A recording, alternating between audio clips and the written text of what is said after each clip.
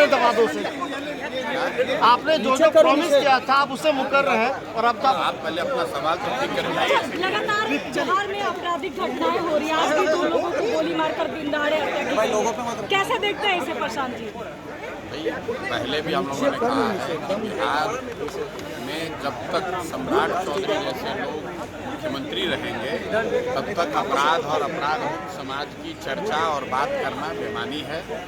जब शीर्ष सत्ता के शीर्ष पर बैठा हुआ व्यक्ति ही अपराधी प्रवृत्ति का है तो बिहार में अपराध कैसे रुकेगा? अब चाहे जितनी तरह की बात कर लें, बिहार में अपराध रुकने वाला नहीं है।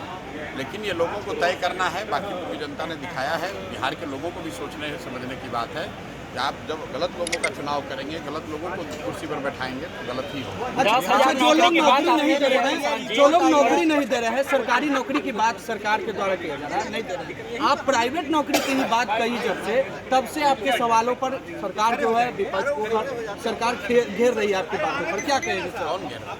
बीजेपी के 10,000 आदमी को नौकरी नहीं मिलना चाहिए? बोल रहे हैं कि कैसे दे अरे कैसे, जब दे देंगे तो आप देखिएगा, नहीं देंगे तो आप तब सवाल पूछिएगा कि आप कहे थे आपने नहीं दिया।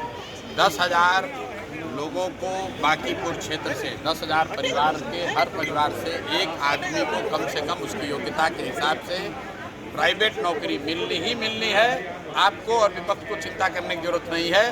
वो अपने क्षेत्र की चिंता करें कि जब बांकीपुर के लोगों को मिल जाएगा तो उनके क्षेत्र के लोग उनसे पूछेंगे कि आपने क्या किया। बांकीपुर की चिंता वो हम पर छोड़ दें।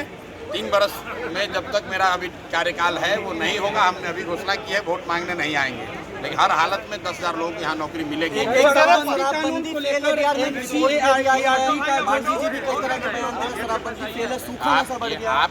आप लोगों का विषय है। प्रशांत किशोर और धनसुराज पिछले 3 साल से हम लोग पहले व्यक्ति हैं जो कह रहे हैं कि फर्जी शराबबंदी कानून बिहार में ये हटना चाहिए।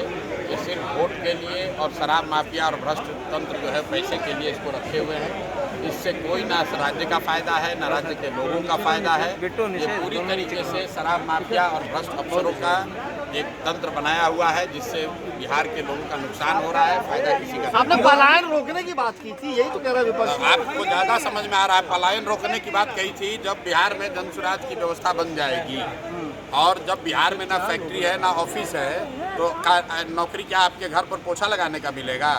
तो स्वाभाविक है कि जहाँ पर फैक्ट्रियाँ हैं, जहाँ पर कार्यालय है, ऑफिस वहीं पे मिलेगा। या तो वक्तव्य आप पूरा सुनिए और नहीं अगर सुनते हैं तो पीटीआई का झंडा लेकर मत। सर, आप लगातार लोगों से मिल रहे हैं।